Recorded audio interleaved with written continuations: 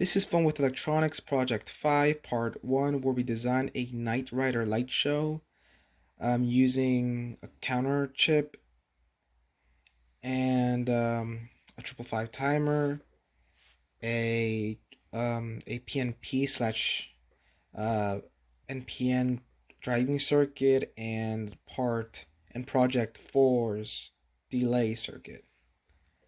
So here's a 555 timer. I'll be using an NE 555. And for the range of frequencies, I'm going for 1 and 10 hertz. And this is the formula I used according to the datasheet. And in order to reach a clock frequency of 1 hertz, I went for 22 kilohertz as RA and 47 kilohertz as RB with a with a with a capacitance of 10 microfarads according to the data sheet in order to reach an astable operation and a stable configuration. So according to the equation previously, the frequency went to be about 1.24 hertz, and for 10 hertz, I'm going for both RA and RB to be 47 kilohertz, reaching to a frequency of about 10.21 hertz, which is pretty close, and with a capacitance of 1 microfarad. So basically this is the basic idea. So for the counter chip, I'll be using a CD4017, and for the clock input, I'll be using the 555 timer, the NE 555 timer output, which is pin 3 of the 555 timer, I believe, connected to pin 14, while pins 13 and 15 remain connected to connected to ground, yes, while pin 6 gets connected to 5 volts, and VSS pin A connects to ground. So here we have the outputs basically connected through a diode, and for the diode I'll be using a 1N4001, and here we have the driving circuit, and here we have Project 4's LED delay circuit. So yeah, and so as you can see, here we have a 4.7 kilo ohm resistor connected in series with the diode.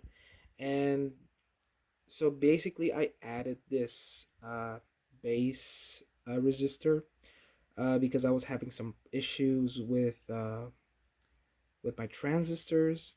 They kept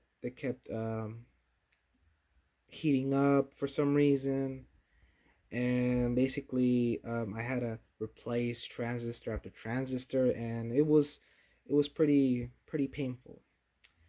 And yeah, and thanks to God, I had a buttload of transistors that I ordered at I think it was like a couple of months ago, or even a year ago. So yeah, so that was pretty nice. So that 4.7 kilo ohm resistor is just there for just precaution. But since the output will be produced not continuously, but just in the form of pulses, it won't be a problem. But I just left that 4.7 kilo ohm resistor just for precaution, just in case, right? Just in case, right? Yeah. So I guess that's it. We'll just take a look at the circuit, and right now, so here we have the circuit. So so I'm using 4 breadboards because have since plugging them together in one big breadboard, it's not the best approach in my experience. So yeah, so having them in parts actually like makes it easier. So basically here for the first small breadboard, we have the 555 timer circuit, NDA stable mode, configured to 1 hertz approximately. And here we have the counter circuit, the CD4017 circuit, and here we have the diodes, right? So as you can see, the orange wires represent the 0 to 6, no, the 0 to 5 outputs, while the blue wire, sorry, represent the other outputs. So yeah, so here we have here for this other breadboard, the third breadboard, we have the driving circuit, the first half, the upper half, we have the NPN, the NPN part, and the lower part, we have the PNP. So during this process, having the NPN slash PNP driving circuit working was pretty hard, was pretty difficult because my transistors kept on just heating up and just wasn't working. So I had to put in new transistors, and yeah, it took a while. It took days. So yeah, and here we have the delay circuits. There's six of them, and this part was actually the hardest because this fifth one was causing me like like a lot of problems, a lot of issues because it wasn't turning on, and all the components they were working, and it was and after some observations, I found out that the issue was actually the ground wire, the green wire. So it wasn't, I guess the wire wasn't like um like the wire, maybe it like inside there was some inside like issue that it was having. So basically I after replacing that ground wire with a new wire, the problem went away. So the circuit was working. So yeah, so I had to test each circuit independently to see if it was working. That process took a while. It took days. So yeah. So without further ado, we'll test the circuit and see how it goes. So yeah, so basically, for both the driving circuit and the delay circuit, they're connected to a battery, 9 volts, while the first two, the 555 timer circuit and the counter circuit, they'll be connected to power supply of 5 volts. So it was previously 6 volts, but I lowered it down to 5 volts just in case. Just in case, right? So yeah, so basically, as you can see, 5 volts, 9 volts. All right, so let's let's connect the 9 volts to these two circuits. All right, all right. So now let's turn the 5 volts, the 5 volt power supply on.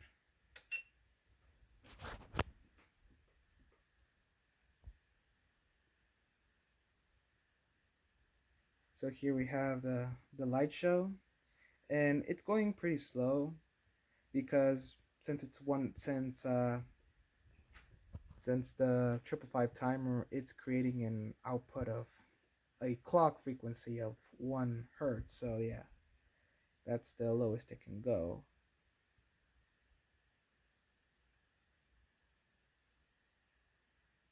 So yeah, and now I'm gonna switch the resistances in the 555 timer circuit to create a clock frequency of approximately 10 kiloohms. Then we'll replace RB with um, with an LDR and a potentiometer to see its behavior. All right. All right.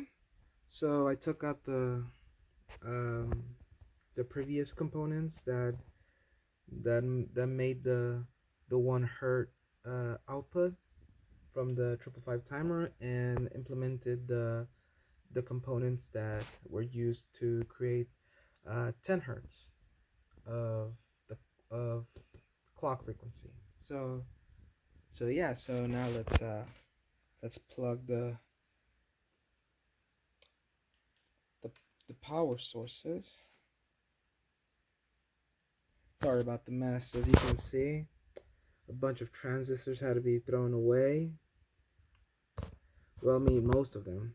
I still don't know which ones work or not because, like I said previously, it was painful replacing transistors and knowing which ones worked, which ones didn't. And yeah, so yeah, let's. So this is 10 hertz. Now we'll turn the power supply on. Nice. So here, yeah, so since it's about 10 hertz, since it's greater than 1, the rate at which each LED lights up has increased, and it's as you can see, it's going back and forth much quicker. So yeah, as you can see, not all LEDs turn off at the same delay since similar components, just like the 1 millifarad capacitors, they have different uh, capacitances. So yeah, that's the reason. So yeah, so now I'll be replacing the RB from the 555 timer circuit with a with an LDR, seeing the behavior of the LEDs. So yeah. All right. So here I replace, as you can see, um, RB with an LDR. Let me focus it a little bit. Yeah, see it. There you go. So yeah, so here we have an LDR, and since since I don't have 3 arms, it's gonna be a bit difficult to record and move the light a little bit. So if I shine the LDR with my light lamp, you can see it's going a bit faster. All right. If I remove that, it goes a bit slower. You can see the difference, right?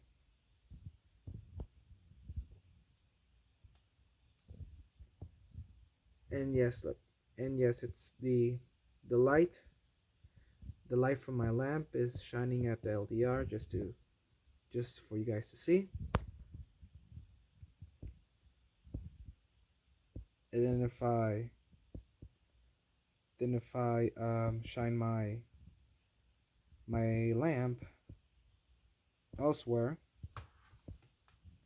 it goes a bit slower. So basically, so the LDR it's in its start condition, which creates a slower speed for the LEDs. So then once I shine it, the speed increases um, by maybe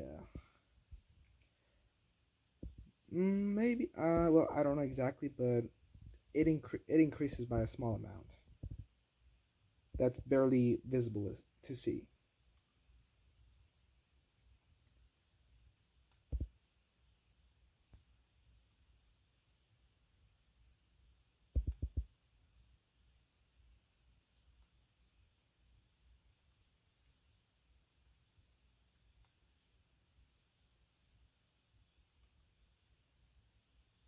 All right. All right. So now here we have the LDR replaced with a potentiometer as acting as RB. So now let's turn the circuit on and see the LED's behavior. Okay. So right now the potentiometer is turned all the way. It's turned all the way to the left basically, and then when I turn the potentiometer clockwise, I believe.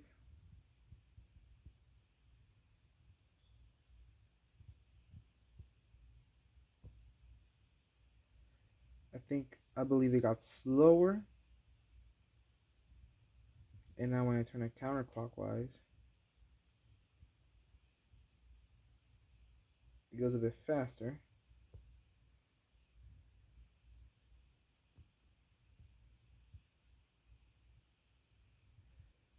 So basically,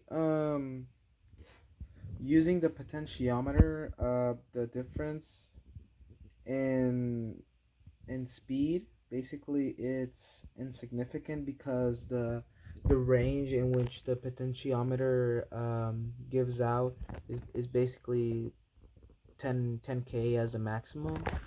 And from the LDR, we managed to see the difference in the speed in which the LEDs turn on, because the range of the LDR in both light and dark condition is huge in comparison with the potentiometer. In the light condition, the LDR produces a resistance of around 250 ohms, while in dark condition, the LDR produces about around 160 kiloohms. So yeah, so that's why in this case with the potentiometer, the LDR seems to have stayed in the same speed, even when turning the potentiometer clockwise and counterclockwise. So yeah, it's pretty neat seeing the Knight Rider operation.